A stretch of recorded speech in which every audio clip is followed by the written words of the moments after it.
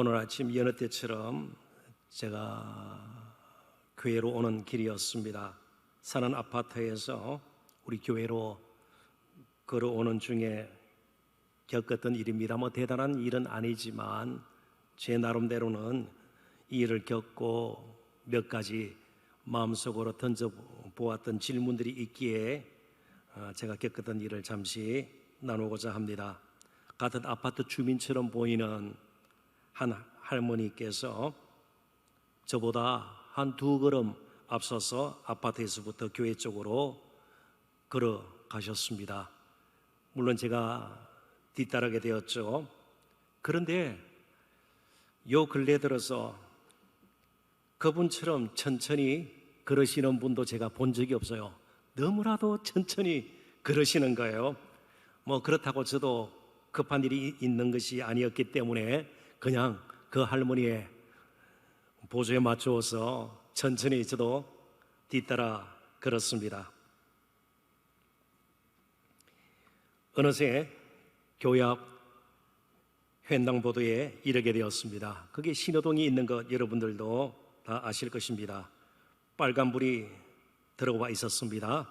뒤쳐가던 저도 설 준비를 했고 그 할머니께서도 서실 줄 알았는데 한번 주위를 둘러보더니 횡단보도를 건넜습니다.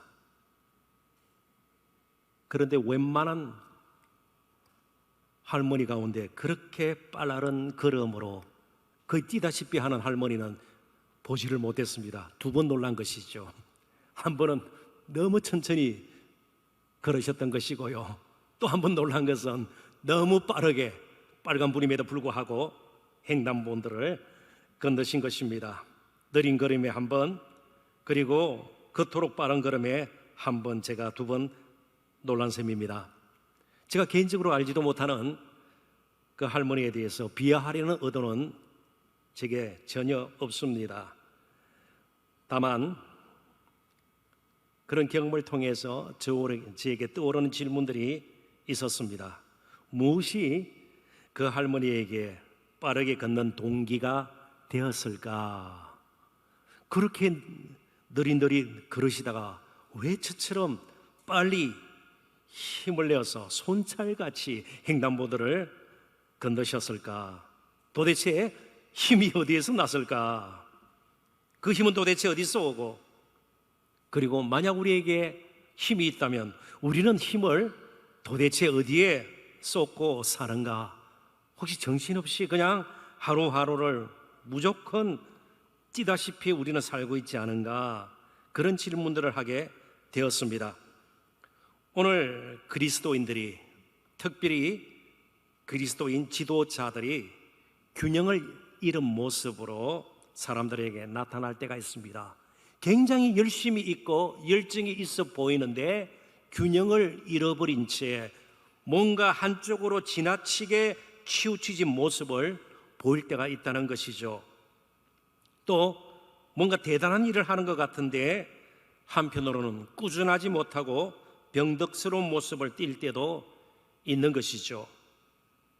힘을 제대로 사용하지 못하는, 치우쳐버린, 균형을 잃어버린, 힘을 제대로 사용하지 못한, 그래서 끈기 없는, 계속해서 꾸준함으로, 신실함으로 우리의 삶을 이어가지 못하는 그런 일들이 가끔씩 우리 가운데서도 경험되어지는 것이죠.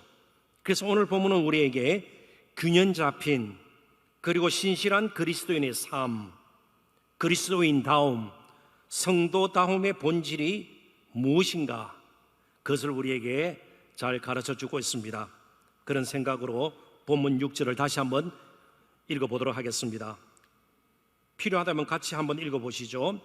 그리스도 예수 안에서는 할례나 무할례나 효력이 없으되 사랑으로서 역사하는 믿음뿐이니라.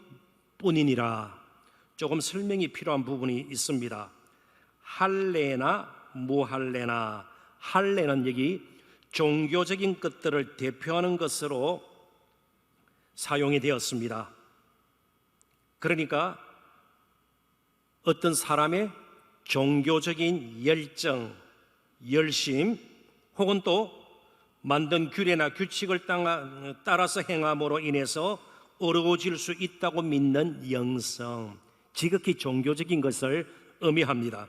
무할례, 이교도적인 것들을 대표하는 분별 없는 자유주의, 인간의 자율성에 모든 것을 맡겨서 사람이 좋은 대로, 보기에 좋은 대로, 느낌에 와 닿는 대로 그렇게 살아버리는 인간의 자율의 모든 것을 맡김으로 인해서 쉽게 세속주의나 편리주의에 빠지게 되는 어떤 영성, 성향, 종교적인 그런 경향, 이걸 무할례라는 것이죠. 그런데 이 할례나 무할례나 효력이 없어대 무슨 효력일까요? 무슨 약효과일까요? 정문맥을 보면 하나님과 의로운 관계를 맺는, 하나님과 바른 관계를 맺어서 그리스도인다움, 성도다움을 유지하는 데는 전혀 효과가 없다, 그런 뜻이에요. 이런 식으로 우리가 살아서도 안 되고 그러한 성향을 가지고 버틴다고 될 일이 아니라는 겁니다. 오직 우리에게 필요한 것은, 본질적인 것은 사랑으로서 역사하는, 사랑으로 나타나는 혹은 드러나는 믿음뿐이니라. 다른 것은 없다는 것이에요. 오직 사랑으로서 나타나는, 드러나는 믿음, 이걸 가지고 우리가 살아야, 그런 영성을 가지고 우리가 사역해야 균형을 잃지 않게 되고 꾸준함이 뒤따르게 된다는 것입니다. 영어로 밸런스와 인테그리티가 유지가 될 수 있다, 그런 뜻이죠. 결국 우리의 믿음의 진위 여부, 참된 믿음인가 껍데기식의 믿음인가는 사랑으로 판명이 된다는 것입니다. 하나님 사랑과 이웃 사랑을 포함하는 사랑으로 나타나지 않는 믿음은 거짓일 가능성이 상당히 높다는 것이죠. 물론 사랑 자체가 의의 조건은 되지 못합니다.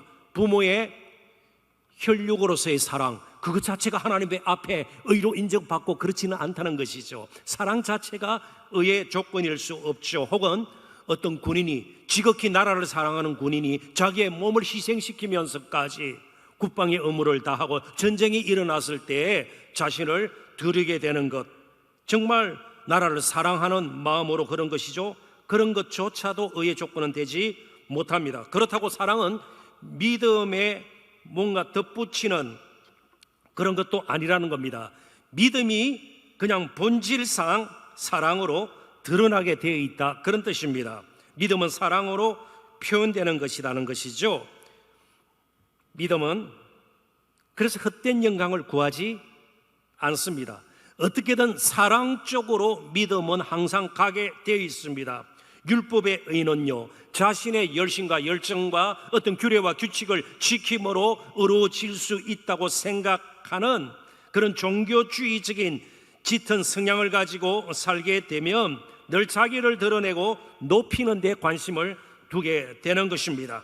그러나 예수님께서 나를 위해서 십자가에서 대속의 죽음을 죽으심으로, 그로 말미암아 예수님이 나의 의가 되어서 내가 하나님 앞에 어렵게 인정함을 받았다는 것을 알게 되면, 바로 그 믿음은 내가 받은 사랑, 경험한 사랑이 하나님을 사랑하는 것으로, 이웃을 사랑하는 것으로 필연적으로 나타날 수밖에 없다는 것이죠. 그리고 할 수 있는 대로 예수님을 드러내고 높이고 존귀하게 여기는 일에 힘을 쏟게 된다는 것입니다.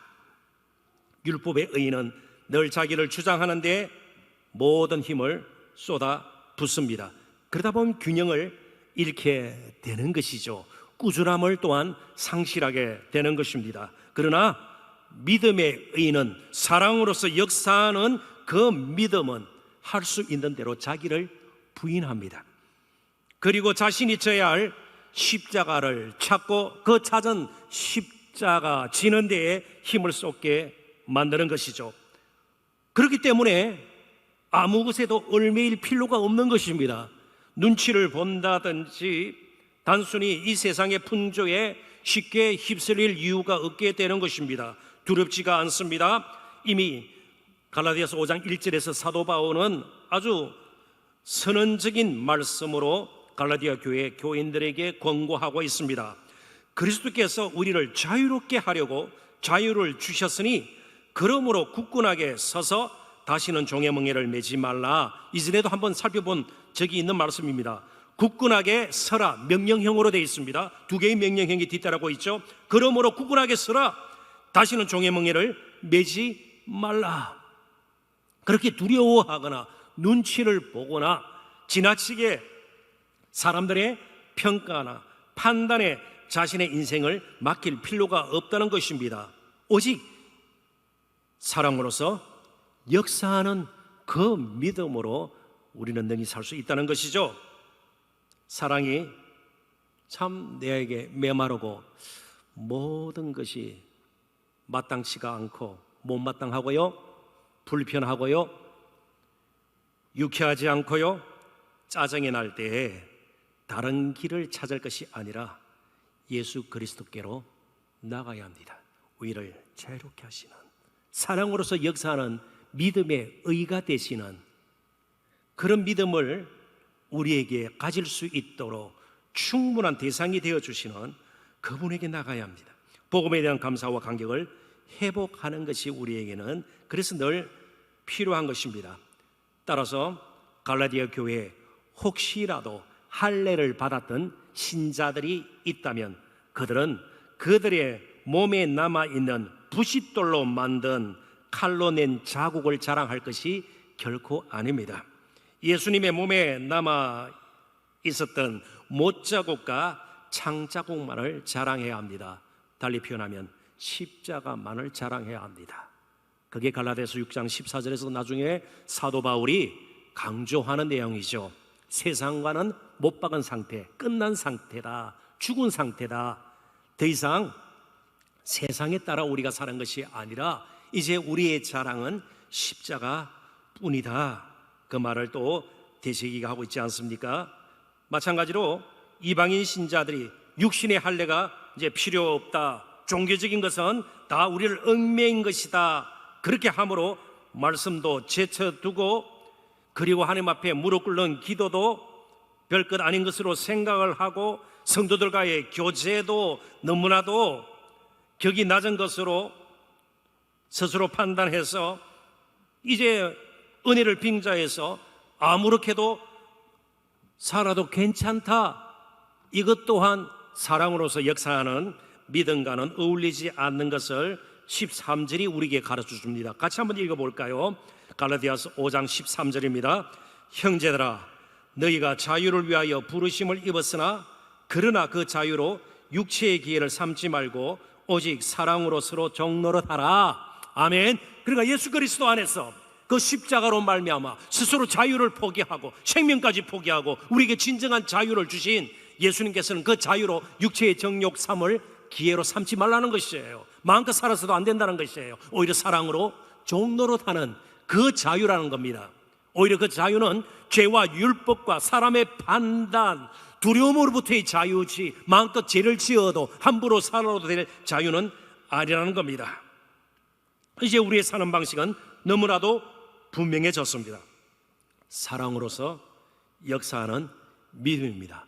자유가 있고 동시에 사랑이 있고 섬김이 있고요, 십자가의 높임이 있고 오히려 자기 부인이 있는 그런 믿음으로 우리는 살아야 합니다. 그럴 때 균형 잡힌 그리스도인, 정말 성도다움을 잃지 않는 그런 꾸준한 신실함이 늘 풍겨나는 그런 그리스도인의 삶을 우리는 살게 될 것입니다.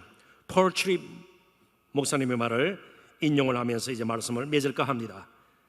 제가 왜 조금이나마 선행을 하고 또 가치 있는 일을 하는지 설명할 길은 하나님의 은혜밖에 없습니다. 오직 예수 그리스도를 통해서 나타난 하나님의 은혜, 그 십자가의 은혜, 사랑 외에는 우리가 존재하는 이유도, 사역하는 이유도, 이 땅에서 정말 섬기면서 다른 사람을 낮게 여기면서 겸손히 인내하면서 살아야 할 이유가 없다는 것입니다.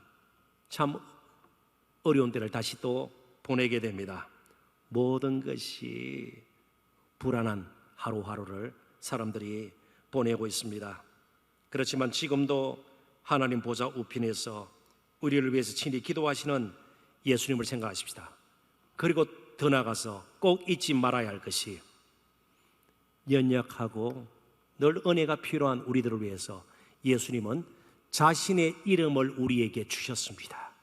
예수 그리스도의 이름으로 하나님의 보좌 앞에 날마다 어떤 문제 앞에서도 나아갈 수 있도록 아예 그분은 우리에게 그분의 이름을 주셨습니다. 좋은 애가 될는지 모르겠습니다. 가끔 우리 교육자들이 목사님 피자 한 판 사시죠, 짜장면 한 번 사시죠, 그럴 때 저는 저의 크레딧 카드를 행정 목사님, 이전에 김호 목사님에게 드렸습니다. 제 이름을 드리는 거예요. 예수 그리스도께서 우리 형편을 아십니다. 우리의 필요를 아십니다. 우리의 아픔을 아십니다. 우리의 고통을 아십니다. 우리의 눈물을 아십니다. 그래서 그 이름을 우리에게 주셨습니다. 주 예수 그리스도의 이름으로 지금 우리가 어디에 있든지 정말 담대히 하나님의 보좌 앞에 나아가 다시 한번 깨달은 각성과 균형 잡힘과 신실함으로 옷 입는 저와 여러분 되시기를 주님의 이름으로 축원합니다.